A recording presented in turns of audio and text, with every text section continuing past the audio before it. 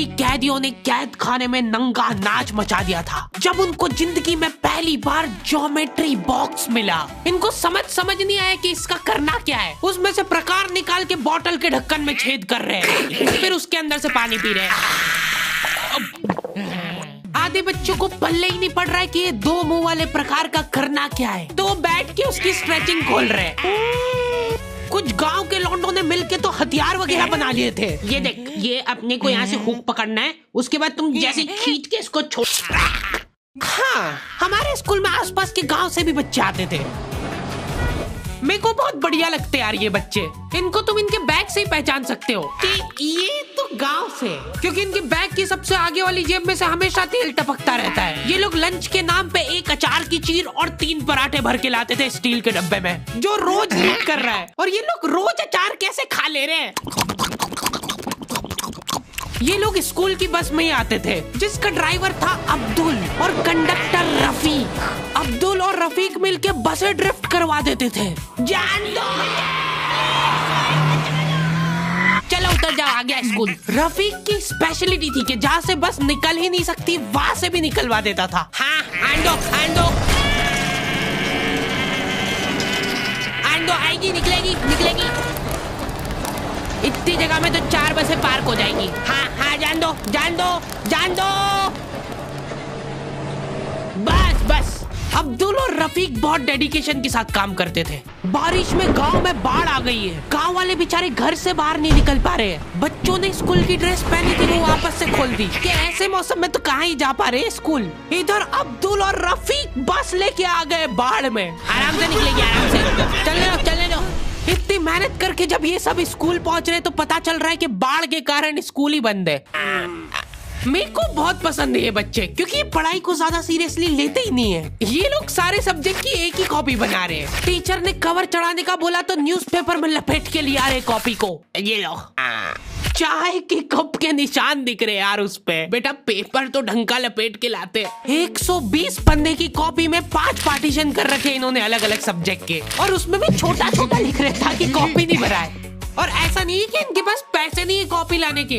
इनके गांव में इनकी इतनी जमीन है ना कि ये लोग जमीन बेच के आखा स्कूल खरीद सकते हैं। वो अलग बात है कि इनको इनकी जमीन का हिस्सा अभी तक मिला नहीं है, क्योंकि चाचा और पापा के बीच में घनघोर मनमुटाव है। दोनों को ऐसा लगता है कि इसने मेरे को धोखा दिया है। धोखेबाज, साथ में मत बोल। देख, मैं यहाँ पे फालतू बात करने नहीं आया हूँ, बात एकदम क्लियर है। मेरे को मिलनी चाहिए पूरी प्रॉपर्टी। अच्छा ठीक है, सबसे पहले से तू औकात में रहे। तू रहे औकात में। अरे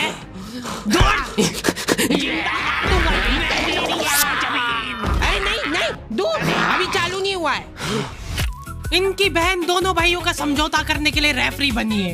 एक दूसरे को माँ बहन की गालियां देने के बाद वहीं पे उनको सॉरी बोल दे रहे हैं। सॉरी, क्योंकि दोनों के रिश्ते सेम ही पड़ते हैं।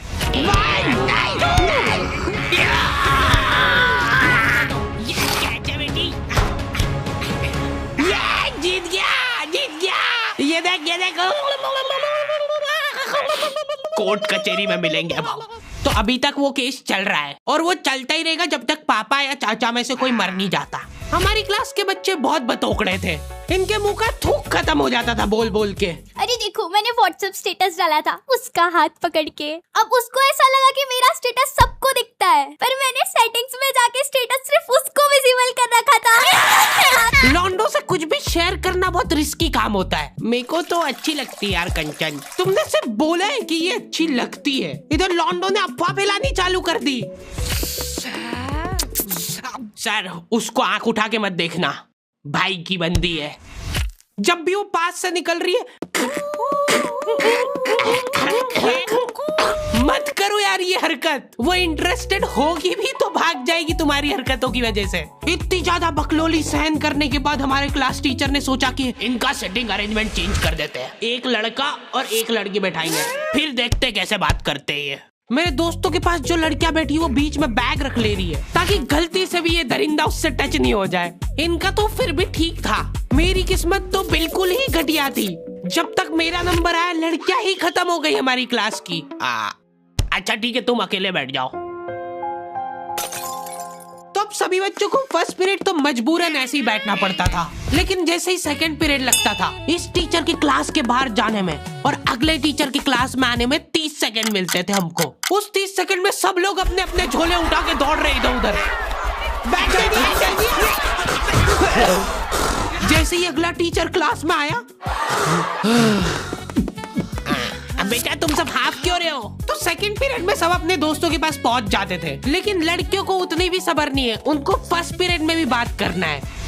व्हाट्सएप स्टेटस जो था वो सिर्फ उसको दिखा। क्लास के इस कोने से उस कोने तक इशारों में बातें हो रही है इनकी। लिप सिंक पढ़ ले रही है लड़कियां इतनी दूर से। या लौंडो को चिल्ला चिल्ला के बताने के बाद भी समझ नहीं आती आधी चीजें। अरे तो तुम इसकी कॉपी नानी के यहाँ क्यों लेके गए थे? सर वो मेरे को लगा मैं वहां जाके पढ़ाई करूंगा। इनसे घर में, स्कूल में, कोचिंग में कई पढ़ाई नहीं हो रही है और 4 दिन के लिए कहीं घूमने जा रहे तो उसमें बैग में कॉपियां भर ले रहे कि अब होगी पढ़ाई। वो भी दूसरे की कॉपी मांग के ले जा रहे हैं। वहां जाके सिर्फ कॉपी निकाल के सामने रख दी सबके, ताकि नानी के घर पे तुम्हारा एकदम रोला जम जाए कि लड़का दुनिया इधर से उधर हो जाए पर पढ़ाई नहीं छोड़ता है। लड़का दूसरे की कॉपी मांग के लाया है अपनी कॉपी कंप्लीट करने के लिए, जबकि स्कूल डेली जा रहा है अपना लड़का, फिर भी कॉपी इनकम्प्लीट रह जा रही है। और बात ये कि वहां जाके भी इनसे कॉपी कंप्लीट हुई नहीं है, उल्टा हुआ निकाल के रख दी थी और भूल के आ गए कॉपी। और तुम्हारी लीव तो 3 दिन की थी, तुम 5 दिन बाद क्यों आए मुंह उठा के? सर हम लोग तीसरे दिन पे निकल गए थे वहां से, और हम जैसे ही ऑटो रिक्शा में बैठे नानी जी ने रोना चालू कर दिया। अब जैसे जैसे ऑटो दूर जा रहा था मेरी नानी जी जोर से रोने लग रहे थे।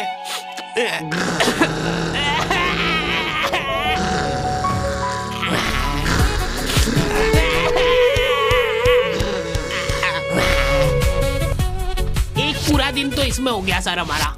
फिर अगले दिन मम्मी ने उतर के नानी जी को समझाया, रो मत मम्मी, ऐसे रो मत, मत रो। उन्होंने रोते रोते समझाया कि मत रो। आधा दिन ये चला, फिर आधे दिन ऑटो वाले ने वापस से मजे लिए।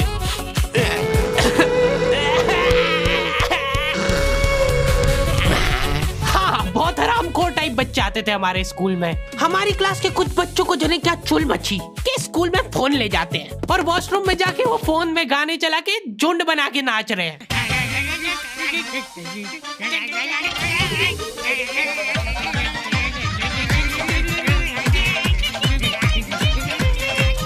उधर साइड में लाइन डिस्टर्ब हो गई यार उन बच्चों की जो कांच में बाल बनाने के लिए लगी है। वॉशरूम में मूतने से ज्यादा लंबी लाइन बाल जमाने के लिए लगी होती थी। और तुम गौर से देखोगे इनको तो पता चलेगा कि सब लोग सेम ही चीज कर रहे हैं। बाल गीले करके अपनी जेब से कंघा निकाल रहे गोल वाला, उसके अंदर 2 उंगली फंसा रहे और फिर बाल खड़े कर रहे हैं।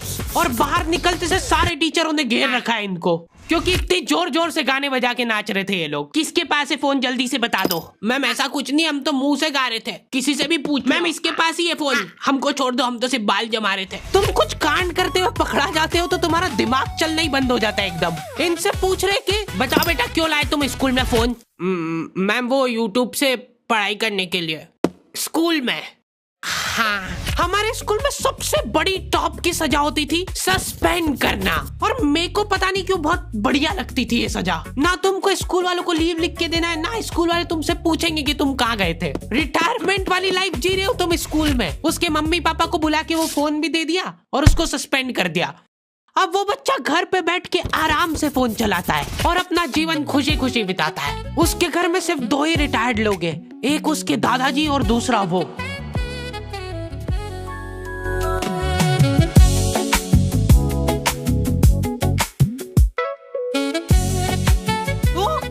तो दी एंड हो चुका है। आई होप तुम लोगों को ये वीडियो पसंद आई होगी, और अगर नहीं आई है तो क्यों देखी।